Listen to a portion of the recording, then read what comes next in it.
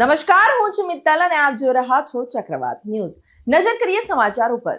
ત્યારે સુરેન્દ્રનગર જિલ્લામાં એનડીપીએસના ગુનાઓ શોધી કાઢવા અને ગુનાહિત પ્રવૃત્તિઓ નેસ્ત નાબૂદ કરવા માટે નાયબ પોલીસ નિરીક્ષક દ્વારા કડક સૂચના આપવામાં આવી હતી.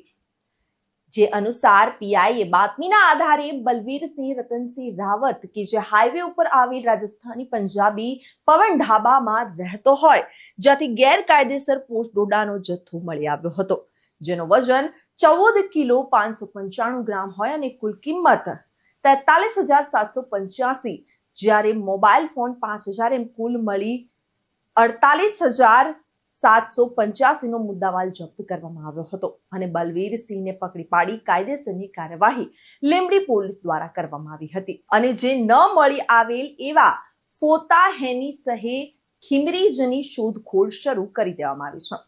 રિપોર્ટર રાજુદાન ગઢવી સાથે ઉદયસિંહ ચાવડા, ચક્રવાત ન્યૂઝ, સુરેન્દ્રનગર.